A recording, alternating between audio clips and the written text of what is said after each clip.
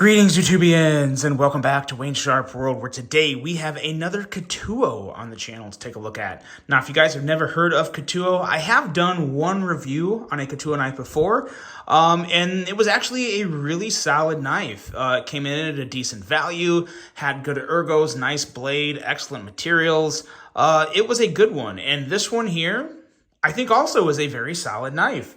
And I'm happy to bring a little more Katuo on the channel. If you guys don't know, Katuo is manufactured by Reich Knife. So as you know, that is a relatively high-end Chinese manufacturer.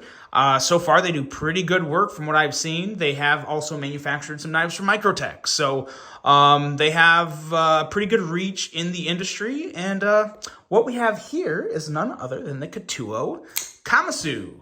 Now, before I go any further into this review, I'd like to thank you guys for tuning in today. If you like what you see, please do me a huge favor, hit that subscribe button, follow along, and I will continue to bring you the content. Now, let's take a look at some overall specs on this knife right here. We have an overall length coming in at 9 inches, with a blade length at 4 inches and a blade thickness at 145 thousandths, slightly thicker there on the stock.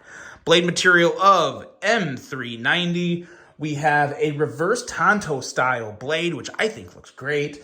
A flat grind with a handle length coming in at 5 inches and a handle thickness at 586 thousandths. And as you guys, if you don't know, I never factor the clip. That's obviously always the area without the clip. So the clip area is going to be a little taller. We have a handle material of titanium and some very nice marbled carbon fiber, living up to definitely more of that high-end premium feel you have on pretty much all Reich knives. A locking mechanism of a frame lock with a user of a right hand only, tip-up carry, a weight coming in at 5.5 ounces. And really, for the size of the knife, 5.5 ounces is really not too shabby at all. Designed by Braden Sweeten, who I actually met at Blade Show West. So, seemed like a really good guy, and I learned a little more about Reich while I was there. So, it was a fun little visit to the Reich booth. And we have a price coming in at 250 bucks. So, I mean, this is a lot of knife for 250 bucks. A lot of M390, a lot of marbled carbon fiber, and a lot of titanium. So, it's hard to have any real issue for $250. I mean, if you look at other knives that are this big, these materials, they're usually right around $250, if not a lot more, depending on who's making them. So hard to have too much of an issue there. That's just kind of the state of the knife industry right now. It's booming. Let's take a look at some size comparisons and bring out some other big knives to compare it to. Here is the Microtech SOCOM Elite. And here is the Spyderco Shaman. And it maybe doesn't dwarf the Shaman, but is considerably longer. And is really right there with the SOCOM Elite in terms of overall length. And we'll pull one more Spyderco out here. Never hurts to get another Spyderco because this is a very well-known one. This is the Paramilitary 2, and yeah, considerably bigger than that. So we have a really good sized knife here that, from what I've seen so far, is built very well. This thing feels like a tank in my hand, as a matter of fact. Not the weight of a tank, but just the overall solidity and reliability of a tank. It feels very, very good. Put it through the paces pretty well, and for what I do on my day-to-day, it held up just fine. Now, the blade. It's a really good reverse-looking Tanto blade, which I don't think there's enough of in I've said it before. I feel like there's definitely been more since the last time I said that, which was like 2 years ago now, I think. Time is flying. But yeah, it's just a really, really good blade shape, and I love the versatility and functionality of a reverse Tanto as my EDC blade. It just makes a lot of sense. We have a very nice behind-the-edge reading of 20 thousandths, but it's a bigger blade. It's still a pretty slicey blade. It may not be your 14, 15 thousandths like you see on some other knives, but I would definitely consider this to be a pretty good slicer.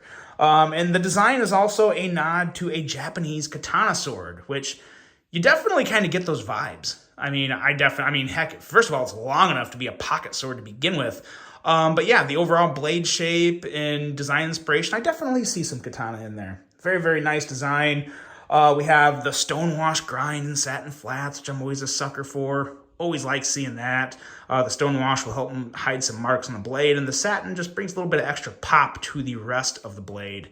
Flipper tab on here works really, really nice, and it's a pretty smooth operator in general. I've had no issues deploying this blade. Really like that. Also really like the plunge grind we have down here. Nice and thin. Some good sharpening life with that choil. Yeah, it's a blade that really is designed pretty well on point. Now the handle here. The handle of this knife, it almost kind of feels like a fixed blade. Obviously it doesn't, but the reason I say that is just the overall width and length of it. There's a lot of real estate on this handle, but that's great because it pairs well with a very big blade. So yeah, if you're a big knife person and you want to, you're looking for something a little more on the high end, this is a really good place to look. I like the contouring and the not necessarily milling, but it's kind of like, so it's at a very nice, like highly chamfered angle here. And then there's kind of just like a little dip right here in the handle, which I'm sure you can see in the video. And it just feels really good. It doesn't, there's nothing irritating or aggravating on your hands. It's smooth, allows for a very nice strong grip. And of course you have the reliability and strength of a frame lock, which is really nice. And the biggest thing about this handle that I look for on every frame lock I get is the fact of, can you put pressure on the frame lock and still be able to deploy the blade? Well, I'm here to tell you that is easy to do on this one. And that's my response to a lot of people, because some people come at me with some aggression and they're like, it's a frame lock, you should know that. If you put any pressure, you can expect it not to fire. Well, no, that's kind of like when I was talking about the ZT 0545, the new ZT release. There's a lot of good premium knives out there that are frame locks that you can put pressure on the lock bar and not have to, and not lock the blade out. Like here, I'm pushing good here and it still flies out. You feel a little more pressure, but all that does is make the detent heavier and gives you an easier deployment and a snappier deployment. Like there's a lot of good things about a frame lock done right that allows you to kick the blade out when you're putting pressure on the lock bar. And I think that's a really big misconception in the industry. Back in the day, maybe that was more of a thing to where it was an issue if you were to, put pressure on a lock bar. But nowadays, through all the improvements and all the, I wouldn't necessarily call them innovations, but, redesigns and work and time dedicated into perfecting frame locks, there's a lot of frame lock knives out there that you can put a good amount of pressure on and still kick that blade out.